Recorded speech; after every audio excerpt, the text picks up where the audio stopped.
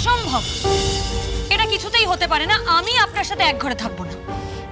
শুনুন ঋদ্ধিমান বাবু, আমি জবে থেকে এই বাড়িতে এসেছি আমি স্টোর রুমে আছি, আর যতদিন এই বাড়িতে থাকবো আমি স্টোর রুমেই থাকবো। দিন আমার একটা।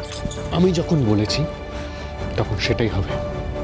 আপনি এবার থেকে আমার সাথে আমার ঘরে থাকবেন, and that is my final decision. আপনি ফাইনাল ডিসিশন জানানোর কে? আমি কেন শুনবো আপনার কথা? শুনুন ঋদ্ধিমান বাবু, আমি কোথায় থাকবো না থাকবো সেটা একান্তই আমার ব্যক্তিগত ব্যাপার, কিন্তু সেই ব্যাপারে আপনার কোনো সিদ্ধান্ত আমি শুনবো না। আপনি এভাবে চাপাতে পারেন না আপনার সিদ্ধান্ত। পারি, আলবাত না, পারেন না, পারেন না। আর আমিও আপনার কোনো কথা শুনতে বাধ্য নই। আমি আপনাকে শেষবারের মতন বলে দিচ্ছি, আমার ফাইনাল ডিসিশন এটাই। আমি আপনার সাথে এক ঘরে এক ছাদের তলায় থাকবো না, আর এই ব্যাপারে কোনো কথা আমি শুনবো না। আপনি কি ভেবেছেন আপনি কেন এসব করেন? আমি জানি না, আমি বুঝি না। মানে কি ফালতু কথা বলছেন আপনি? কি করেছি আমি? আমায় অপমান করেছেন আপনি। সবার সামনে এটাই দেখাতে চান যে আমি কতটা খারাপ মানুষ। সব সময় আমি আপনার উপর টর্চার করি, আপনার সাথে খারাপ ব্যবহার করি, নিজের ওয়াইফকে আমার নিজের ঘরে জায়গা দিই। এটি আপনি সবার সামনে দেখাতে চান, তাই তো? এর মধ্যে কোন কথাটা ভুল? সবটাই ভুল। Firstly, I am not a bad person, আর সেকেন্ডলি আমি আপনার উপর কোনোদিন কোনো টর্চার করিনি। এর মধ্যে কোনো অভিযোগ আপনি প্রমাণ করতে পারবেন? এতে প্রমাণ করার কিছু নেই, কারণ এইগুলোই আপনি করেন। তা ভালো, আপনি নিজের মুখে কথাটা অন্তত বললেন, তাতে আপনার পাপের বোঝা খানিকটা কমবে। হোয়াট? কোন পাপ? কি অত্যাচার করেছি আমি আপনার উপর? এটাকেই অত্যাচার বলে ঋদ্ধিমান বাবু।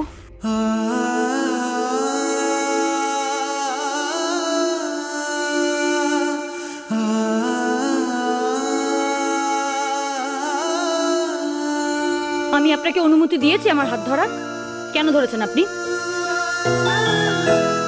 যখন তখন আমার হাত ধরে টানাটানি করেন, দেওয়ালে ঠেসে ধরে শাসানি দেন, চিৎকার করেন, নিজের সিদ্ধান্ত আমার উপর চাপিয়ে দেওয়ার চেষ্টা করেন। এগুলো অত্যাচার নয়?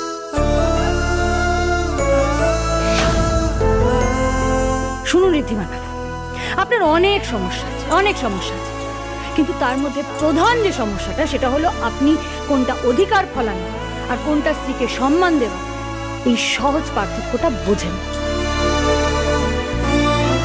অন্যের ওপর জোর খাটানো, নিজের মন মর্জি মতন চলা, এগুলো আসলে আপনার কাছে একটা নেশার মতো। আসলে আপনি না একটা ঘাড় টেরা লোক, যে শুধুমাত্র নিজেরটুকুই বোঝে। কিন্তু স্বামী হতে তো একটা ন্যূনতম যোগ্যতা লাগে ঋদ্ধিমান বাবু। স্ত্রীকে বোঝার, স্ত্রীকে সম্মান দেওয়ার, আর এই একটা গুণও আপনার মধ্যে নেই। তার মানে আপনি বলতে চাইছেন তো যে আমি সেলফ সেন্টার্ড, আমি শুধু নিজেকে নিয়েই ভাবি? বেশ, তাহলে তাই হবে। আর আপনার মতো ওসব আপনার যোগ্যতা আমার অর্জন করার কোনো দরকার নেই। যেদিন আপনাকে বিয়ে করেছি আপনার মতো একটা বড় আপদকে সামলানোর যোগ্য হয়ে উঠেছি আমি, আর এখন এই আপদকে আমি নিজের মতো করেই সামলাবো। কি বললেন আপনি? আমি আপদ? হ্যাঁ, ঠিকই বলেছি, নিঃসন্দেহে আপনি আপদ। আমার জীবনে এর আগে কখনো আপনার থেকে বড় আপদ আসেনি। আমার লাইফটা একেবারে হেল করে দিয়েছেন আপনি। আর আপনি আমার জীবনটা নরক করে তোলেননি।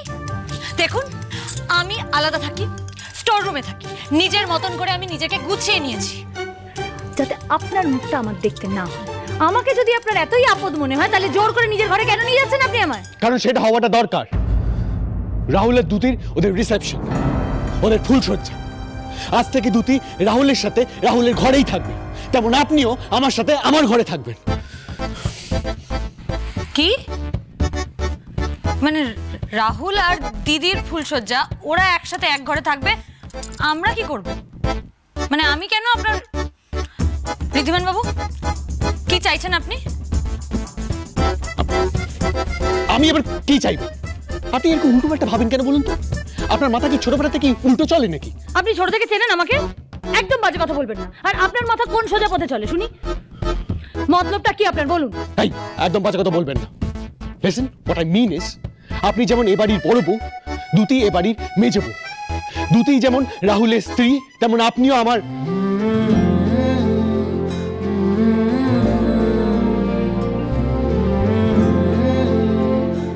স্ত্রী। আর তুতি যেমন সসম্মানে ওর হাজবেন্ডের সাথে ওর ঘরে থাকছে, তেমন আপনিও ওই স্টোর রুমে থাকবেন, সেটা ভালো দেখায় না। তা এতদিন তো খুব ভালো দেখাচ্ছিল, কারোর কোনো অসুবিধা হয়নি, আপনারও হয়নি। হঠাৎ রাহুল আর দিদির ফুলসজ্জা দিন আপনার মাথায় কি ভূত চাপলো? হ্যাঁ, ভূত চাপলো, কারণ আত্মীয় স্বজন থেকে শুরু করে সবাই মিলে, আপনার দিদিও এটা নিয়ে কথা বলছে। আর সবাই কি ভাবছে বলুন তো, যে আপনি ভিকটিম আর আমি অপরাধী, which is not the truth। আর এটা আমি কিছুতেই মেনে নেব না। ও, এইবার বুঝেছি। এতক্ষণ ধরে আমি এই হিসেবটা মেলানোর চেষ্টা করছিলাম, কিছুতেই পারছিলাম না। এবার বুঝেছি আপনার ভাবমূর্তিতে আঘাত লাগছে। আপনি ঋদ্ধিমান সিংহ রায়, এই বাড়ির বড় ছেলে, আদর্শ ছেলে, তার বউ তার সাথে না থেকে স্টোর রুমে থাকছে, এটা তো বাইরে সবাই জেনে গেছে এখন। তাই আপনার ভাবমূর্তিতে আঘাত লাগছে, আর এটা আপনি কিছুতেই মেনে নিতে পারছেন না। তাই যেন তেন প্রকারেণ সেটাকে ঠিক করতে উঠে পড়ে লেগেছে। বুঝতে পেরেছি।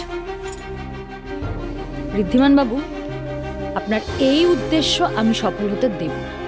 আমিও দেখতে চাই আমার ইচ্ছের বিরুদ্ধে আপনি কি করে আমাকে আপনার ঘরে নিয়ে যান। আমি যাব না। সত্যি দেখবেন তো? আপনার যা ইচ্ছে আপনি করে নিন, আমার কিচ্ছু যায় আসে না। ঋদ্ধিমান বাবু,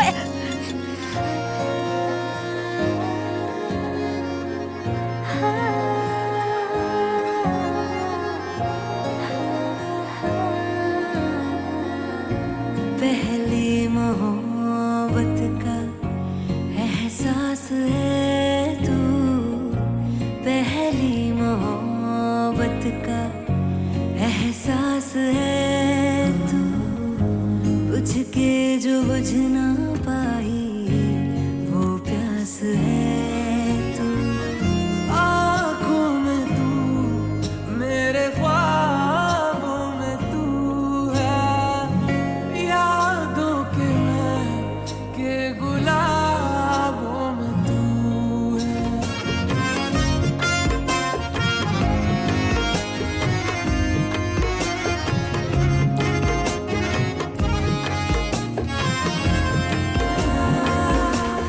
আজকে থেকে তুমি আমার জীবনের আর এই সিংহরায় বাড়ির রানী হলে। আজকে থেকে তোমার সব হুকুম আমরা মাথা পেতে নেব।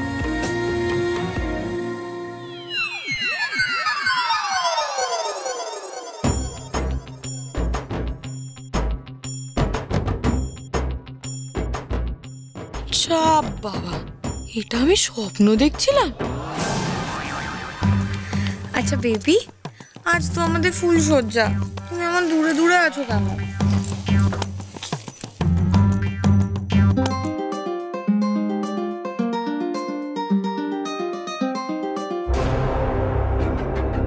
বেবি, ফুলসজ্জায় তো হাজবেন্ড ওয়াইফকে গিফট করে, তুমি আমাকে কি গিফট করবে?